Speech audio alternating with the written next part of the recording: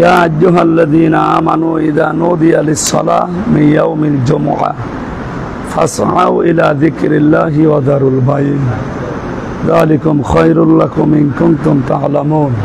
সাদাকাল্লাহুল আযীম। প্রশংসা আদায় করছি আমাদের মালিকের, যিনি আমাদেরকে মানুষ বানিয়েছেন। খালাকাল ইনসান আল্লামাহুল বায়ান। আল্লাহ তাআলা বলেন, আমি মানুষ বানিয়েছি আর মানুষকে কথা বলা শিখিয়েছি। আমাদেরকে যে কথা বলার যে ট্রেনিং দেওয়া, পৃথিবীর 18,000 মাখলুকাত বলা হয়, কিন্তু না, লক্ষ লক্ষ হাজার মাখলুকাত আছে, কোন সৃষ্টি কথা বলতে পারে না।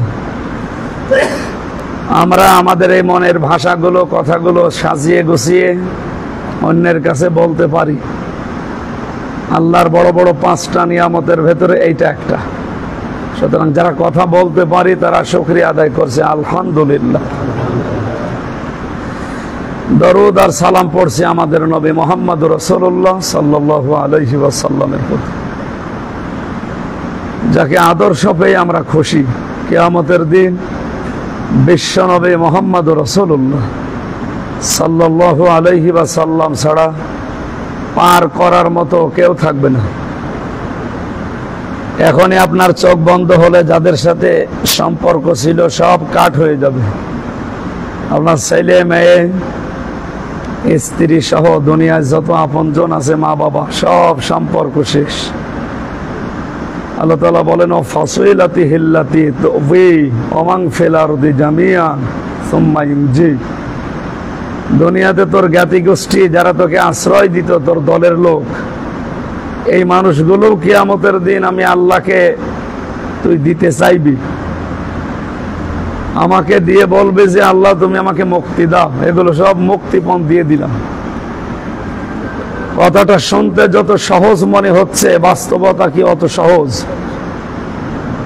আপনার স্ত্রীর, সন্তান, আপনার ভাই, দুনিয়াতে যত আপন মানুষ আছে আর যারা আশ্রয় মানুষকে দেয়, এই মানুষগুলোও কিয়ামতের দিন আল্লাহর দরবারে আমরা দিয়ে দেব, বলবো আল্লাহ এগুলো দিয়ে দিলাম, এরপরও আমাকে মুক্তি দাও।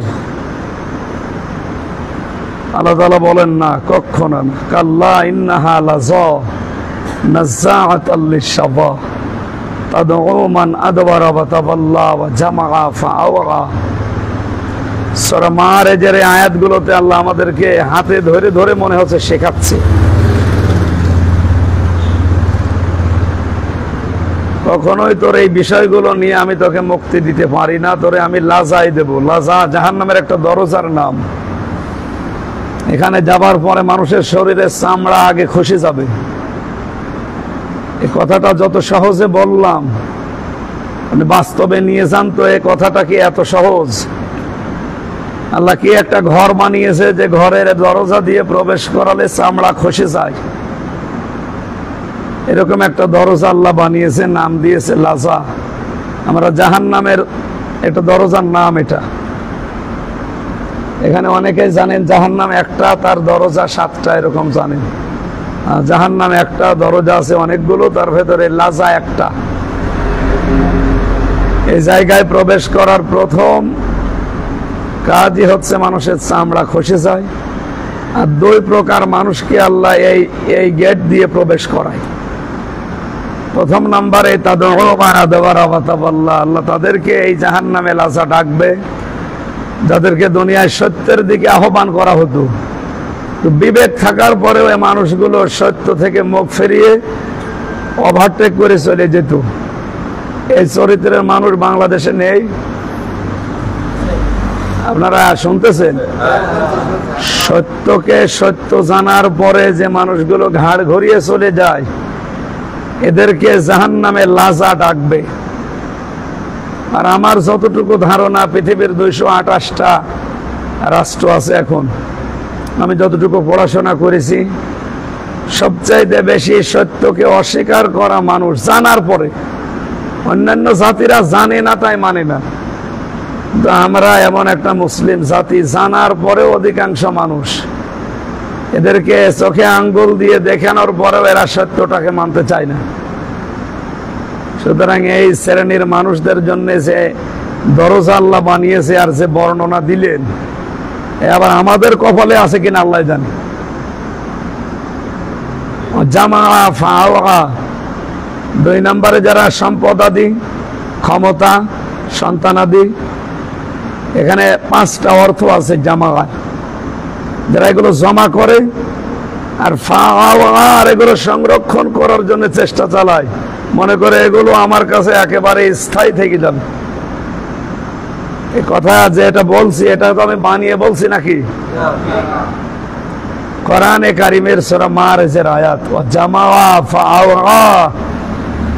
আল্লাহ বলেন 5টা জিনিসে মানুষগুলো জমা করতে চায়। 1 নম্বরে ক্ষমতা, 2 নম্বরে সম্পদ, 3 নম্বরে প্রভাব প্রতিপত্তি, 4 নম্বরে অস্ত্র শস্ত্র, 5 নম্বরে টাকা পয়সা।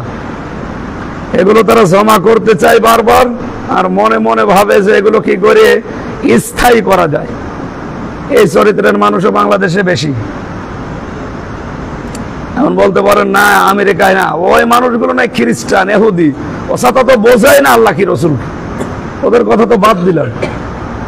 আমরা যারা 96% মুসলমান এই দেশে আছি, বলেন তো যে 2টা চরিত্রের কথা আল্লাহ এই আয়াতে দিলেন, 96% মুসলমানের দেশে আমার মনে হয় 90% মানুষের ভেতরে এই রোগগুলো আছে, আমি সহ।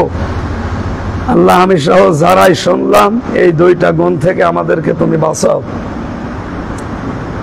জমার দিন আজকে, সামনে হজ, গুরুত্বপূর্ণ একটা বিধান ইসলামের খুঁটি। ওয়াজ্জিন ফিন নাসি বিল হাজ্জি ইয়াতুকা রিজালা ওয়া আলা কুল্লি দামিরি ইয়াতিনা মিন কুল্লি ফাজ্জিন আমিক।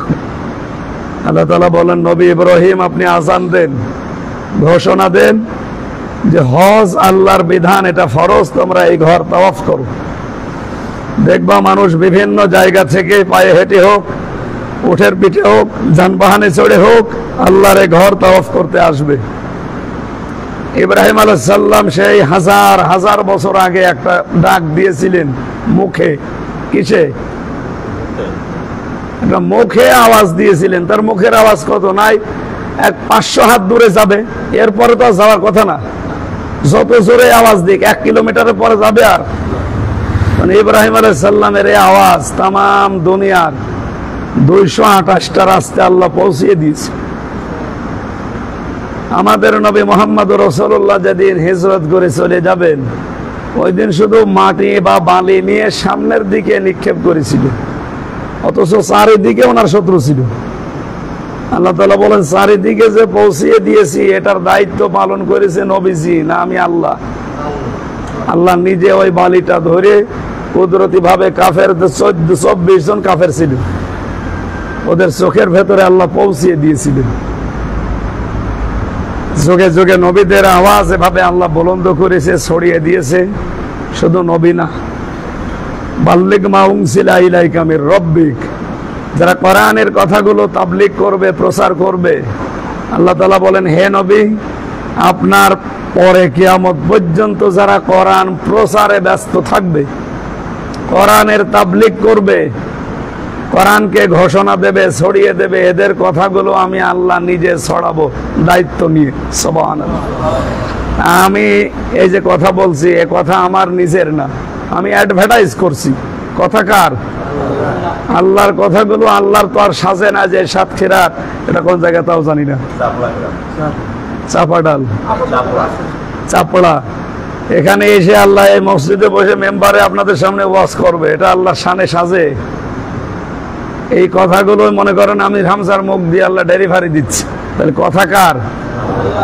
আল্লাহ এসে বা নবীজি এসে যদি এই সাতক্ষীরার এই রাস্তা দিয়ে যেতেন আর এখানে বসে বসে যদি কথা বলতেন, আপনি যেই মন নিয়ে শুনতেন, যেভাবে মানতেন, ওইভাবে আমার কথাগুলো মানা লাগবে। কারণ এই কথা আমার নিজের না, এগুলো আমি আল্লাহ রসুলের কথা অ্যাডভার্টাইজ করছি। এই হজ 27টা শিক্ষা, 28টা শিক্ষা মানুষকে দেয়। আমি যত তাফসির পড়েছি হজের বিষয়ে, 28টা শিক্ষণীয় বিষয় পেয়েছি। আমাদের নামাজ আবার দেরি হয়ে যাচ্ছে না তো? না, দেখা যাচ্ছে আবার পুলিশ চলে আসলো, ঝামেলা হয়ে গেল। ঠিক আছে, এই 28টা শিক্ষা আপনারা তাফসিরে ফি জিলালিল কোরআন পাওয়া যায়, ইবনে কাসির তাফসির পাওয়া যায় বাংলা, এগুলো নিয়ে নিয়ে পড়বেন। আর বাস্তবে মিলাবেন 57টা মুসলমান রাষ্ট্র, এখন 70-80 লক্ষ মানুষ হজে যায়। এই মানুষগুলো যদি এই 7.5 লাখ 8 লাখ 15 লাখ টাকা খরচ হয় হজে যেতে, এখন ভিআইপি যাদের 18 লাখ 20 লাখ আর সর্বনিম্ন 7.5 লাখ, এই টাকাগুলো খরচ করে আল্লাহর ঘরে যেয়ে তাওয়াফ করছে, কি শিক্ষা নেয়? 28টার প্রথম শিক্ষা এই যে আমরা সব এক। আমরা কি এই শিক্ষাটা আজ যদি আমরা নিতে পারতাম যে আমরা সব এক, প্যালেস্টাইন স্বাধীন হয়ে যেত। কারণ তাম পৃথিবীতে ইহুদি মাত্র 1 কোটি, 1 কোটিও না, আরো কম, আর আমরা 175 কোটি। আমার মনে হয় শুধু প্রসাব করে দিলে ওরা ভেসে যাওয়ার কথা, অথচ বাস্তবতা দেখেন তাম দুনিয়া এখন ওদের হাতের ভেতরে, শুধু আমাদের এই দলাদলির কারণ। হজের প্রথম শিক্ষাটাই ছিল এটা যে এক হও, ওয়াতাসিমু বিহাবলিল্লাহি জামিআ ওয়ালা তাফাররাকু। এক হওয়া ফরজ আর পার্থক্য হওয়া হারাম। অথচ আমরা যে সমস্ত জিনিস নিয়ে পার্থক্য হয়, মতবিরোধ করি, একের অন্যের সাথে শত্রুতা করি, এর একটাও ধর্তব্য না। শুধু বুকে হাত বাঁধে এই জন্য আমরা তাহলে সালাম দেই না, মোনাজাত করেছে এই জন্য ওরে সালাম দেই না, ওর সাথে শত্রুতা মন থেকে ঘৃণা করি, নাউজুবিল্লাহ। এটা কি ফরজ ছিল, ওয়াজিব ছিল? এই জন্য আমার মনে হয় আপনারা মুসল্লিরা যারা বিভিন্ন কাজে যাবেন না, আর টাইম হয়ে গেছে, দরকার নেই।